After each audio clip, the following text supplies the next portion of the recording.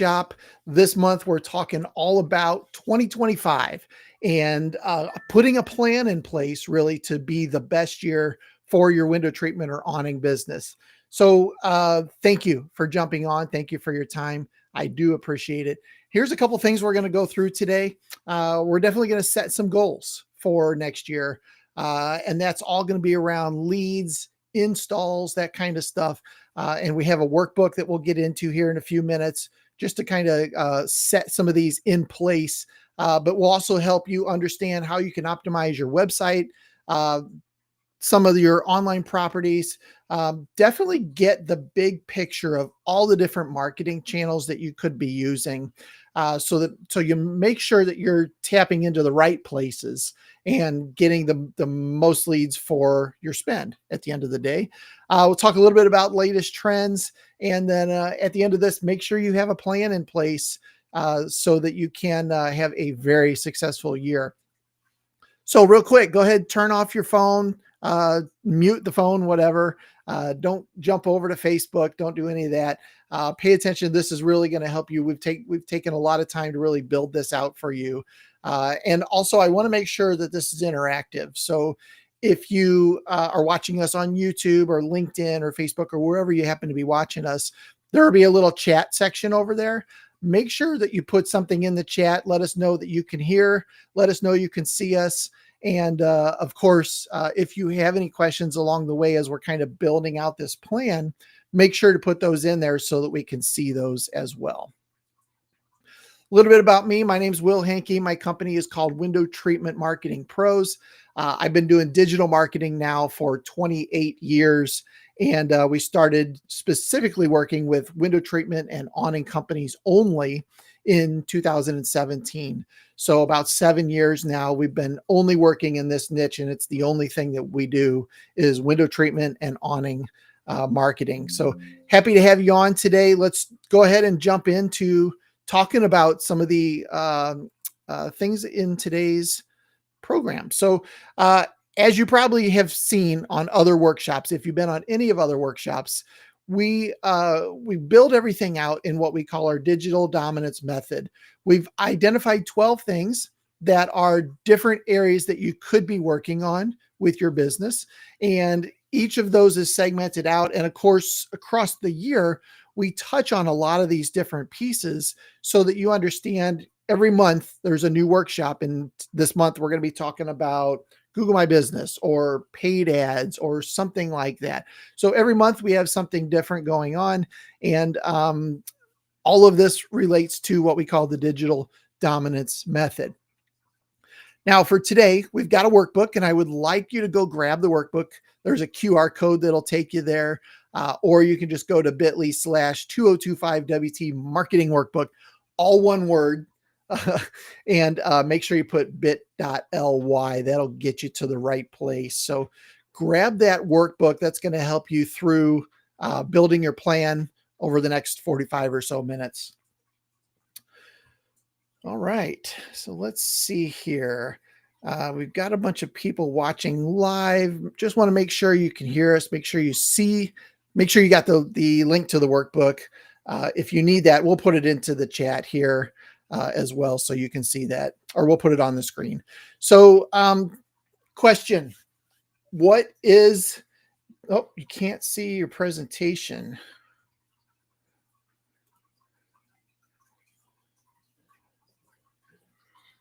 I can fix that. Hold on just a second here. Thank you for letting me know. Here we go. Let's go back one slide just to make sure that you're able to get the workbook. There we go.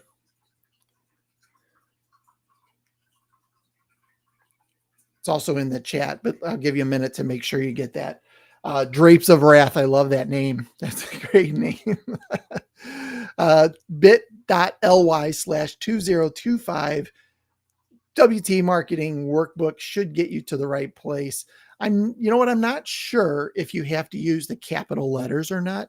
So if you're not getting it to come up, try it with the capital letters in place as well. But we also did put that in the chat on Facebook and YouTube if you need that as well. So, all right. Thank you again for letting me know. My screen stopped sharing.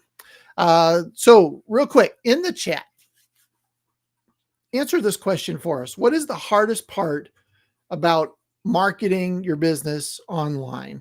I'd love to hear kind of what your struggle is. What is the biggest thing that's keeping you from the success you would hope to have?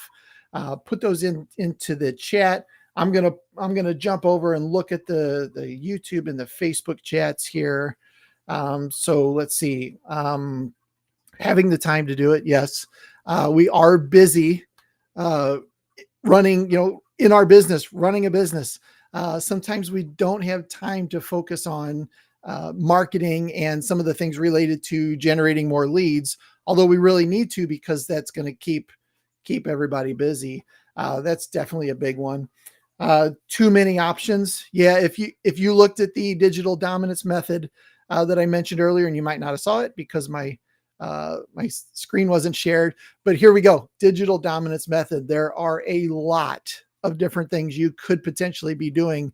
Which one do you work on? What should be the focus as the months go on? Where should we put our dollars? Where should we put our marketing efforts? So definitely a lot of different things that you could potentially be doing as well. You're right. So thank you for sharing those. Now, one of the things that I learned years ago as a business owner is that I need to set very clear goals. And this is very true. A goal without a plan is just a wish. It's like, gosh, for many years, I wish I could get to this number, right? I wish I could hit this revenue number, but I never had a goal written down. I never had any kind of plan in place to get to those goals. So, a lot of us might feel like we're kind of lost at sea.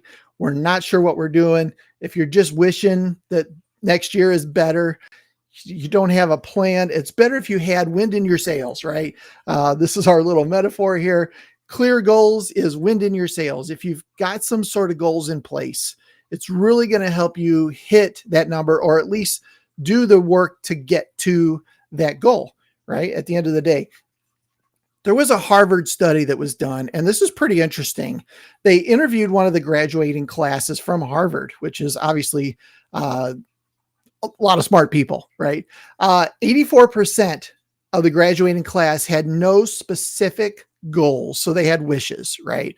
13% had goals but didn't write them down, and 3% had clear written goals and plans to accomplish them, right? So they wrote down the goal and then they saw the path to get to that goal. When they went back and reviewed these people, 13% who had the goals not written down, just 13% that had goals in mind, were making twice as much as 84% of the people that had no goals at all. But even more dramatically, the 3% that had the clear written goals written down were making on average 10 times as much as all the other in the graduating class together. It's very, very important. And having those written down where you can see them and you can then act on them is hugely important. So you need to have written goals. You need to have some sort of a plan in place to hit those goals. You also need to set at a minimum a 1-year goal. So you could do a 90-day goal, maybe a 1-year goal, and maybe even a 3-year goal. But at a minimum, I would highly recommend a 1-year goal. This is the time of year to be thinking about that, we're coming into a new year. Let's get a goal. By the end of the year, we need to have, this number of installs complete, or this number of revenue, whatever that is. You definitely need to have those. We do, of course, recommend things like quarterly goals and maybe even monthly goals. My company does quarterly goals through the EOS system. And we have quarterly rocks that we do. And if we can hit those get those things done at the end of the quarter, then we're on our way to our 1 and our 3-year goal. The real trick here is you have to have a stopping point for each of these tasks or each of these goals. And like I said, typically that's a 1 year. So you have to have some point where there's a goal that you want to achieve, but you need to set an expiration date on that, or I want to achieve it by this particular time. that's the big piece to this, that there needs to be some sort of a deadline in place as well. Now you can adjust it as time goes on, right? As your revenue goes up, maybe you're doing a little more business than you thought you would, and you need to adjust that goal. That's great. Same thing for if it's going the other direction, maybe change it, maybe just try figure out what other efforts you can do to still hit that goal. But it's not written in stone. It is written down, but it's not written in stone. If you need to adjust as time goes on, that's cool. So let's set some goals for 2025. For the most part, when we talk to window treatment and awning business owners, they have some sort of revenue related target. We want to hit 1.2 million, or we want to hit whatever number in the coming year.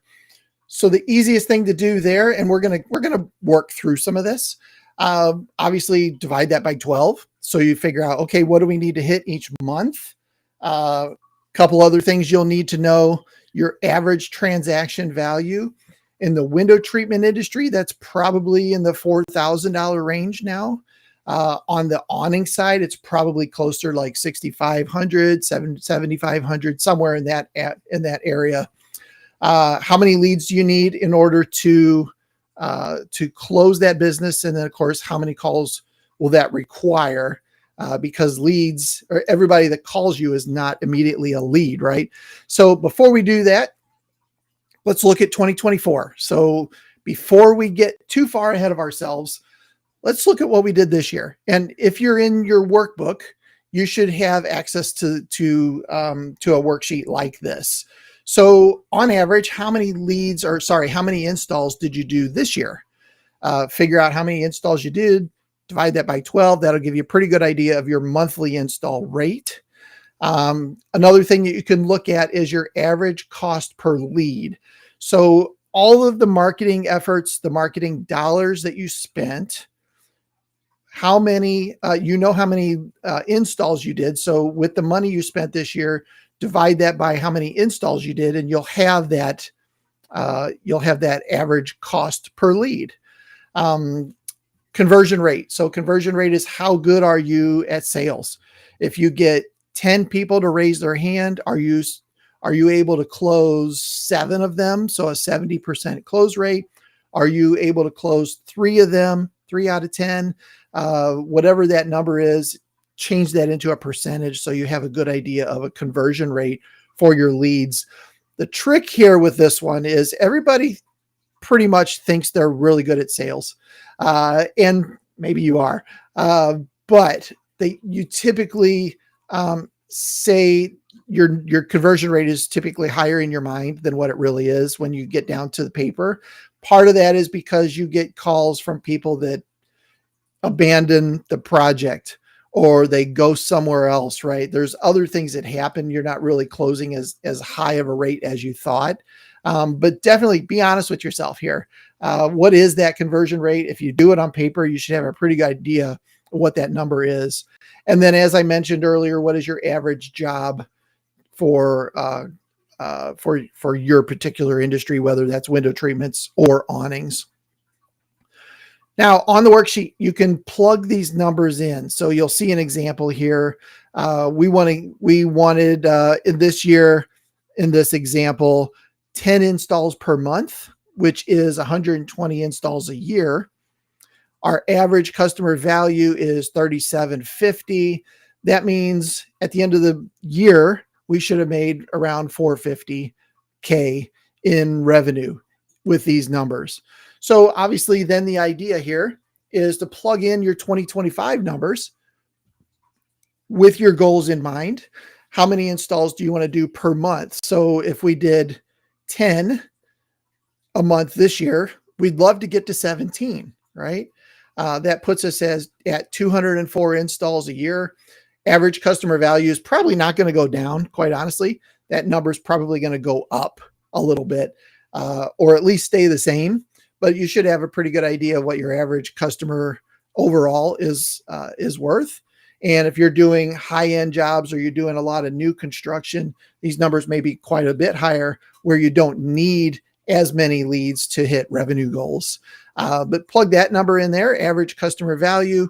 That'll give you a good idea of the additional revenue that you're going to add this year. You compare the two numbers and see the difference between the two.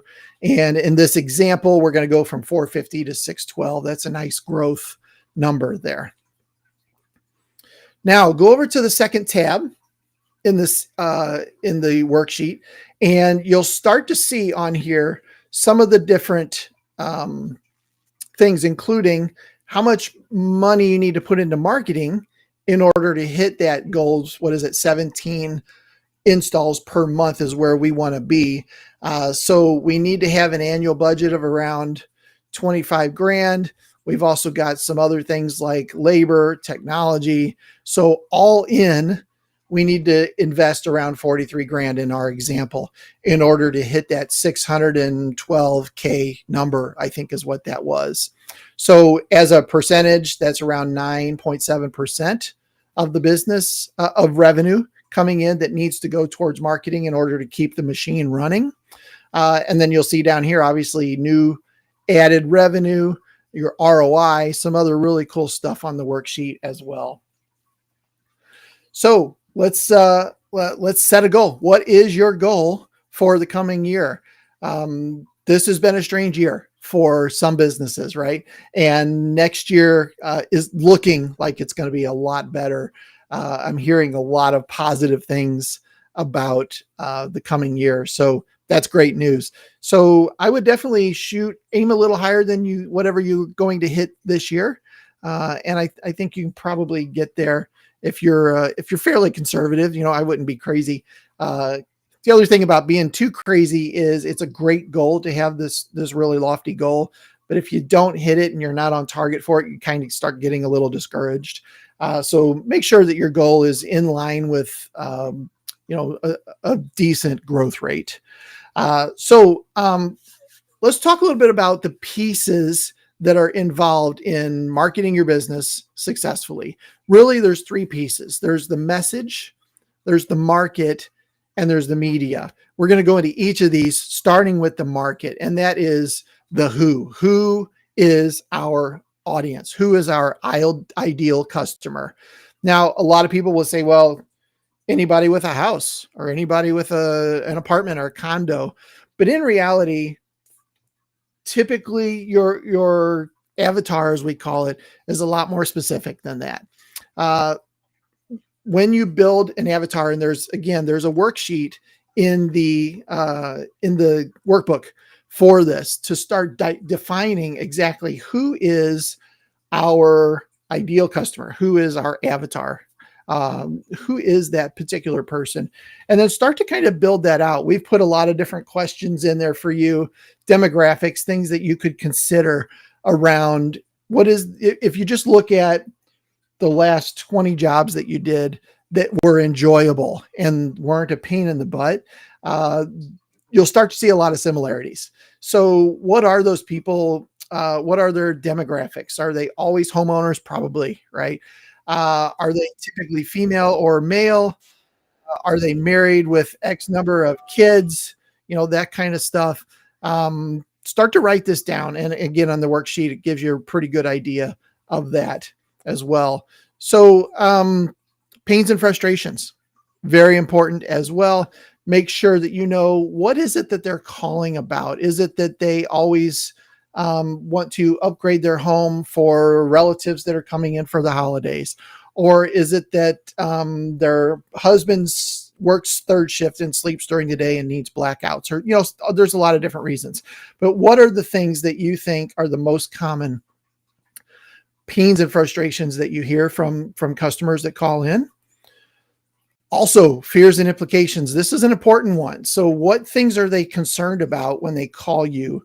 Are they worried about you coming in with muddy shoes? Are they worried about the install time? There's a lot of different things they could be concerned about before they even call you up.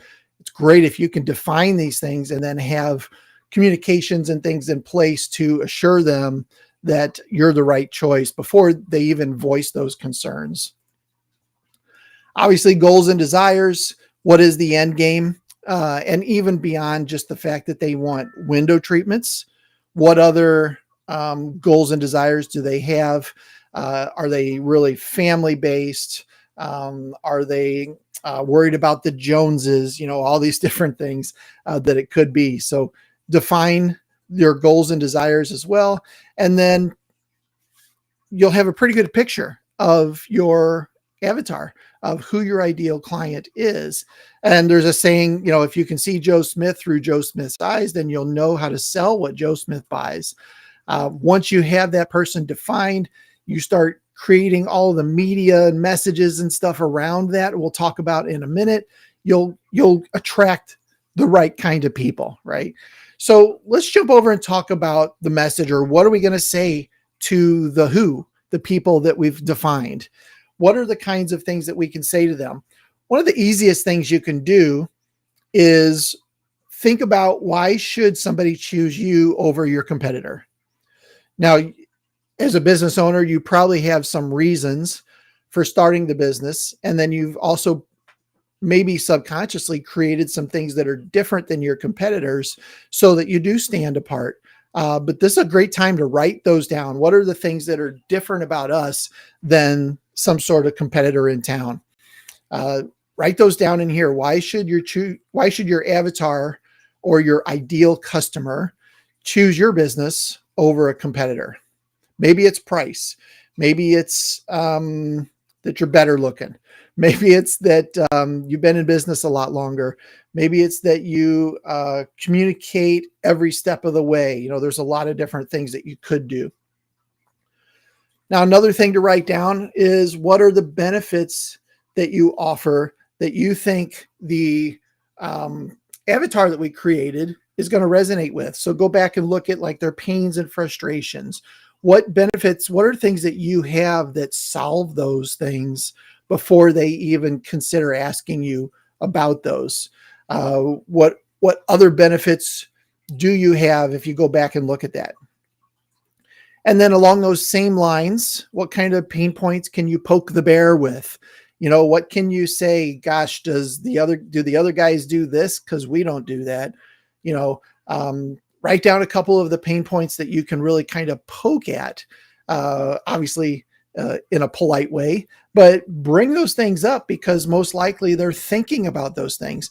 And this is a great way to write ads on Google Ads and Facebook ads and different platforms. Are you thinking about this thing? We have the solution, right? So definitely write down the pains. That's a big one. Here's some different ideas that you could do when it comes to messaging. Upfront pricing, trustworthy staff. That's gonna help with the fears and implications. In-home consultations, so no need to travel somewhere and take time out of your day to do that. We're always on time. We offer a guarantee. Any of those kinds of things are great.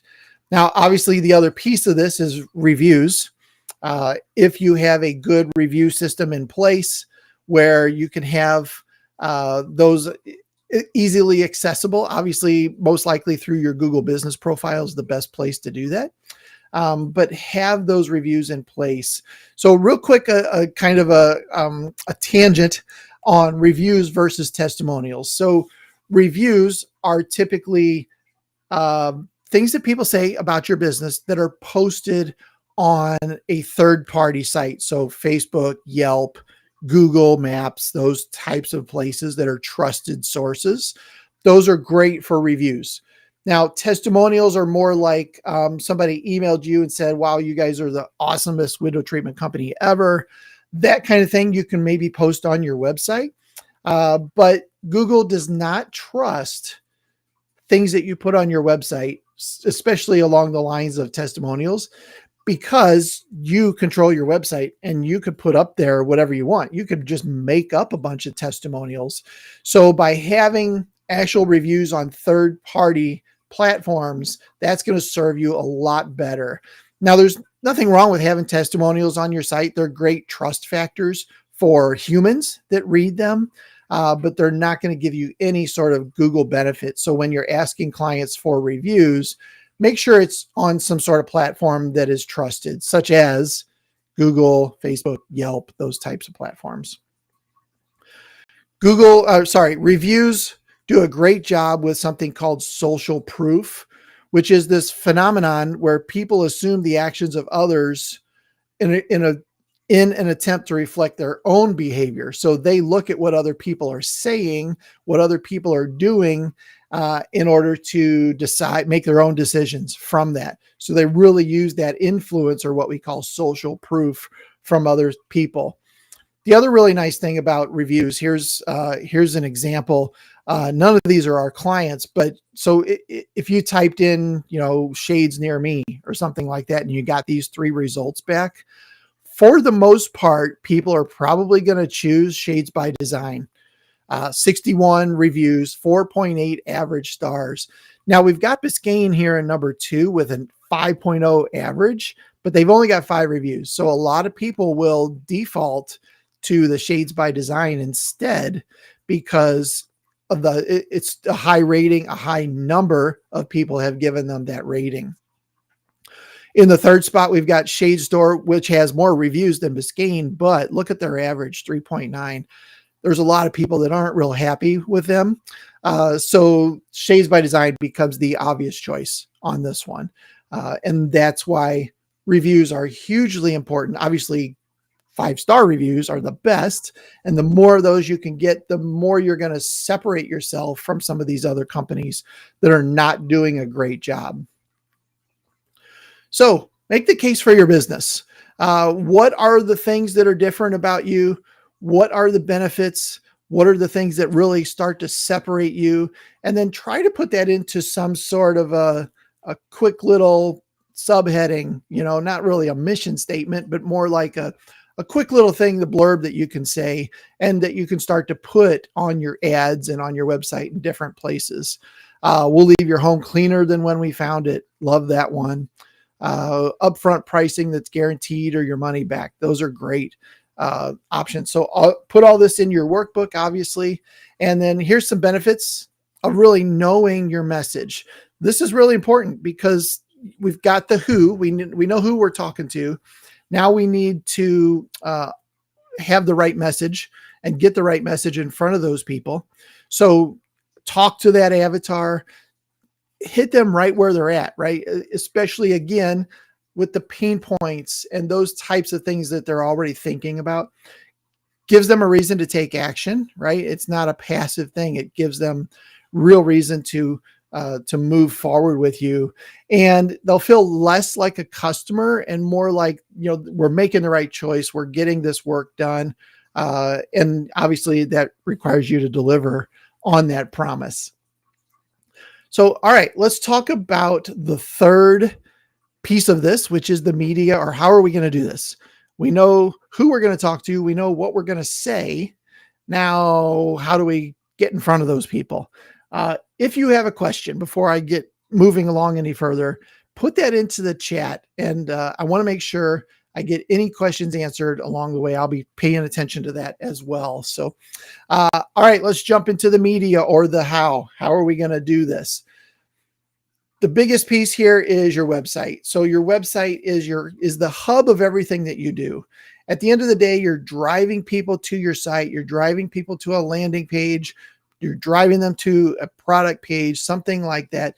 Your website is the hub. Also, your website is what Google looks at when it comes to search engine optimization. If your website is junk and it's not optimized well, you're not going to rank high, and you're not going to get a lot of leads at the end of the day. So definitely have a website that obviously converts well. This is probably one of the biggest things that I see wrong with websites when I review them. And that is conversion factors. So do you have the right things in place that calls the visitor to action, tells them what to do next? So here's an example of a company called The Stitch Room. And you can see up on the top right here, we've got a request for consultation. Some of our clients put like a set your appointment button, something like that there. But it's an easy way for them to know what is the obvious next step. Get that consultation so that we can help you out. There's a couple other calls to action here. Obviously, the promotions, which is in a different color, which is a contributing factor to you should definitely do business with us. And there's a chat widget, which is nice. So if you have questions right away, you can ask those questions. But some really good calls to action on this kind of page. So does your site do a good job of this? Does it convert people to the obvious next step? I think that's the big piece here, that it really needs to explain what they should do next. And typically that's some sort of a set an appointment button on your site. Another thing you can do is a lead magnet. So put some sort of a lead magnet on your site. A lead magnet is basically something that attracts people to take action. And usually there's some sort of a transaction in place. So give us your email and we'll send you a coupon, right? You get that a lot on pop-ups on websites now. 10% off if you give us your email address. That's a lead magnet, and that's a transaction. I'm trading something of value to me, which is my email address, in exchange for something of value from the company, which is X% off, or some sort of other offer that they have. Lead magnets are a great way to do this. Another great lead magnet could be some sort of a PDF download, such as a product catalog, or top 7 ways to enhance your home with window treatments, and maybe that is a guide of the different things that you offer. A lot of different ways that you could do the lead magnets, but at the end of the day, they need to be behind some sort of a transaction, a form that they fill out in order to get the item delivered to them. Next up is tracking. So definitely have to have tracking in place. All of this work that you're going to be doing for marketing, you need to know if it's working or not, right? You need to have the mechanisms in place so that you know which marketing channels are working, which ones are a waste of your time. That all starts really with Google Analytics. So having analytics in place is really going to help you out getting that set up, and it's really easy. Analytics.google.com is where you would go, and then just get that set up on your site so that it starts tracking visitors, what they're doing, what pages they're looking at, how long are they spending on your site. Those types of things are very important. And then, of course, lead tracking. So having some sort of lead source tracking in place. This is a screenshot of Lead Boomerang, which is the CRM for window treatment and awning companies. We built this lead tracking system out specifically for this industry. And you can see really good idea of what opportunities or open jobs do you have? If you close those, what are they worth? And then conversion rate. What is your conversion rate of all the leads that are coming in? How many of those are you converting into sales or appointments? But having something like this in place is huge. And again, this is called Lead Boomerang. myleadboomerang.com is where you could learn a little bit more about that if you're interested. But having something in place where you can track all of these, hugely important. Now, one really cool thing you can do with Google Analytics is you can set up what they call goals in here. So anybody that visits a certain page could be a goal achieved, right? And a great example of this is a thank you page. So if you have a set appointment page on your site, after they set the appointment, fill out the form, it sends them to a thank you page. The only way anybody's going to get to that thank you page is by setting an appointment. It's the only way they can get there. So you could set up a goal in analytics that say, I want to hit X number of people on my thank you page, which obviously is leads, right? I want to hit an X number of leads. So you can see here we had 1,098 goal completions in this example. And then on the top right of all the numbers there, 156 people set an appointment, 800 people picked up the phone and called. So you can track phone calls, all that kind of stuff in here too. Now down below, the other two numbers, 67 and 12, these are lead magnets. So downloaded our design guide or requested the Hunter Douglas catalog. So you can set multiple goals and then track those month over month and really see how are people engaging with our site. Are they downloading our lead magnet? Are they taking advantage of the coupon, whatever it happens to be? And then you can track that month over month to see if it's effective. I mentioned call tracking. This is built into the Lead Boomerang tool as well, but having some sort of way to track all the calls that come in to your business and then their source. Did they call from the website? Did they call from the Google profile? Did they call from Yelp? Did they call from some other source, right? A billboard or a flyer or something else that you're doing? Having a way to track your calls is hugely beneficial, especially if you're doing different campaigns with marketing. There's a great way to tell if they worked or not, right? So having call tracking, definitely a huge piece of the tracking and the media side of this.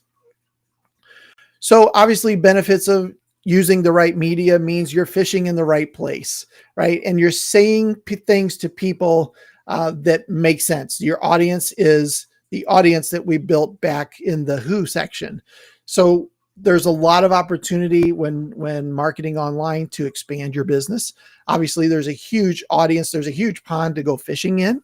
And you're being very targeted on what you're saying to those people and who they are. It gives you an opportunity to maybe look a little bit bigger than what you really are. And it gives you an opportunity to look a little more cutting edge as well. I think that's a big one. So we've got a quick project for you to do, I guess. Pull up your website. So you can do this now. You can do this after the call, but pull up your website. And what I'd like you to do is click on some link in your top navigation, whatever page you want to do, and then scroll halfway down that page. Stop at some random point on that page and then look around. Is your website built to convert people to appointment, right? Is there an obvious next step? Now, one thing I'll say about obvious next step here is it obvious? Is it a different color? Is there an orange button or a green button or something that draws your eye to that? Definitely need to have these throughout your entire website so that any point when you have a visitor cruising through your site and they're like, okay, I want to talk to these guys, there's an obvious next step right at that decision point. They don't have to scroll back up. They don't have to go to contact us. They don't have to do that kind of stuff. So less friction is better. So look at obviously what things you need to tweak, and then make sure that phone numbers are click to call, especially on mobile devices. So you could actually do this same little exercise on your phone. Go to your website, click around 2 or 3 times, scroll halfway down, look at it at that point. Does your mobile version have an obvious click to call, or an obvious next step in it? And if it has a phone number, can I just click on the number and it dials? Or do I need to copy that number and then go to my phone app and then paste that in there and then hit the button to call you guys? Make it as easy as possible for sure. For the most part, 50 to 60% of your leads that come in don't convert. Maybe that number is even higher. 90% of the people filling out your forms are not converting. The big issue here really is time to reply. Leads that are not followed up within 15 minutes tend to go cold. And that's because people are looking at you, then they're going to the next person, the next company in line and contacting them. And then they're going the next one in line and contacting them. We need a way to make sure that we are following up and that we are answering the phone and that we are doing so on a very consistent basis. So a lot of clients nowadays or customers prefer texting. So you need to have something in place like the Lead Boomerang system does that has that text messaging capability to start that conversation and also stop them from continuing that search to some of your competitors. This is a pretty interesting couple charts here.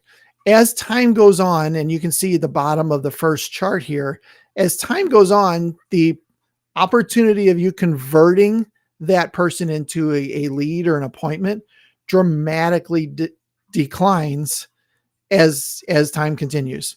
So you have less of a chance of doing so after somebody calls if you, let's say you don't answer the phone and you need to call them back, right? And then the second chart here is times that you need to follow up. So just because you couldn't answer the phone then when you called back, maybe they were busy, maybe they're picking the kids up from school or whatever, the amount of times that you need to follow up, it dramatically increases the potential of you closing that business or getting that appointment. So you can't just give up after they don't answer the first or second time. In this case, what's it say? Somewhere between 6 and 7 times you really need to follow up with them. And you should follow up with them on different channels. So call them on the phone, send a text message, send some sort of a postcard is a great idea. So come at them from different angles is really going to help you convert more of those leads that you spent ad money to get. So make sure that you're able to convert as many of those as possible. So the way to fix this really is to leverage some sort of marketing automation that follows up within a minute or two of them filling out a form, or you miss the phone call. Something like that is really going to help you, like I said, help get them started with a conversation, but also stop them from looking at your competitors. And these automations can have a dramatic effect on your business. If we look at 100 leads with no follow-up, you might be converting 3 out of 10.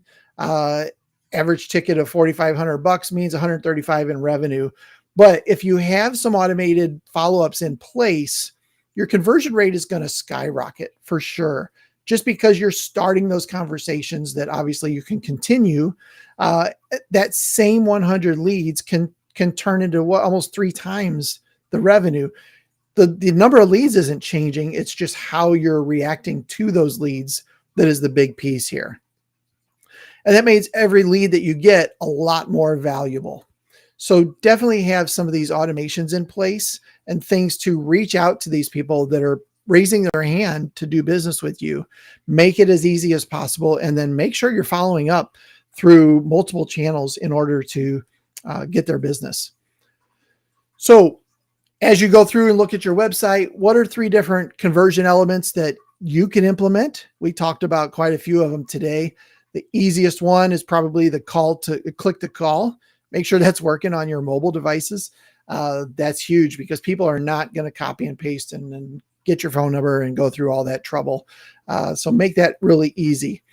So as we've gone through the workshop today, we kind of put our goals in place, and I want to make sure that you take some time over the next couple of days to kind of go back and review this worksheet and fill it out and have a good idea of what are the goals for next year. And then work that number backwards so that you know how many installs do we need per month in order to hit that goal. So definitely go through and work on that worksheet. We got a little bit more clarity around marketing message, the market, the message, and the media. Obviously, we talked a little bit about optimizing your site for conversions.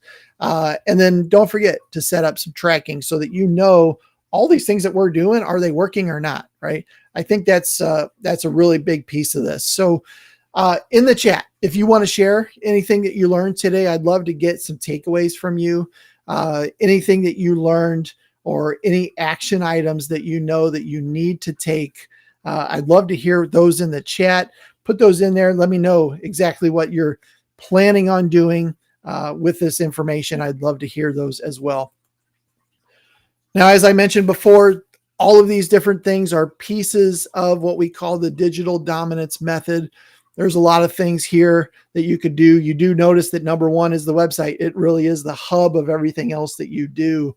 And there's a lot of different options of things that you could do to take action on, right? A lot of different ways you could go. If you had to pick one, I'd probably recommend you start with content. And that is optimizing the content on your site so that it is more helpful to people reading your site. It's less salesy and it's more solution based. So people are looking for some sort of a solution. You know who your audience is. You know what to say to them. Look at your content and see if you can optimize that more. And then build additional pages on your site that answers some of the questions maybe that your site doesn't currently have, that you've identified through pain points, fears and frustrations, those types of things as well. Create that content on your site, and Google's going to love you. They love it when you build content. Also, I do a workshop every year on Google Business Profile. Definitely make sure that you've claimed your listing. Get this going, google.com/business. Most people have already claimed their listing, but get in there and watch that workshop that I have specifically on optimizing this. You'll find that at wtmarketingpros.com/training. So that workshop talks all about how to optimize this profile. And for our clients, this is well over half of their leads come from this one platform. So it is definitely worth your time to get through that workshop and then optimize your profile as well. And then, as I mentioned earlier, get reviews. Make sure that you're asking for those reviews. Obviously, they're harder to get, but definitely do everything you can to get them as soon as possible so that you can bump those numbers up. So definitely get those reviews. Now, we get a couple questions about what about social media? Social media is definitely a factor in Google's algorithm towards ranking your site. So if you have social media, let's say you have a Facebook page or an Instagram page, make sure that you're pretty consistent with those, and make sure that if you're posting on those, that you're doing it on a regular basis. There's nothing worse than having a Facebook page linked from your website and somebody clicks on it and it hasn't been updated in 2 years, right? You might as well say we're closed. So it's better to either do social media or take those links off your website. But definitely worth your time to do that, but you need to be able to do it correctly. And especially on the Instagram side, make sure you're posting pictures, maybe before and after pictures of jobs that you're doing. That would really help people, and your overall rankings. The other thing that we get a lot of questions about is paid ads or pay-per-click. This is definitely a piece of the puzzle. It's another one of the digital dominance method pie slices that are definitely worth looking into. The trick with this is Google's really good at getting businesses to sign up for Google Ads, right? They make it really easy. They have this express system that just makes it so easy for them to take your money, but maybe not for you to actually generate leads out of it. So you need to have somebody that knows what they're doing in an ad system like this. And, you could probably get sub $100 leads, easy, maybe even sub $50 leads from paid ads, but you need to have those systems in place. You need to be doing SEO as your ultimate foundation. And then paid ads is a very nice supplement to have. Here's an example of kind of what a lot of our clients do. As their SEO finally starts to take off, probably 50% of our clients will pull that paid ad budget back and say, let's focus that elsewhere. The other 50% will say, you know what, it's working. Let's just keep going. So there's always an interesting dynamic between paid ads and SEO. SEO is not fast. So anything you do today is not going to reflect for quite a while online. So that's where the paid ad piece comes in. So in the workbook, as we finish up, plug in your top three. After you've kind of gone through some of these things, what are the top three initiatives that you want to focus on, especially in Q1 and Q2 of the next year? What are these things that we need to do? Who on the team can take ownership of these? And how are we going to be able to monitor the success of these as well? So quick recap, make sure that you have clear goals for the coming year. You have clarity around the market, the message, and the media. Understand all the pieces that need to be optimized on your website, on your business profiles, your Facebook page, your Google business profile, all these different places. Make sure that those are optimized. Make sure everything's being tracked so that you know if it's working or not. And you obviously, at the end of this, you should have the knowledge to kind of build your goals out and really execute this plan for the next year.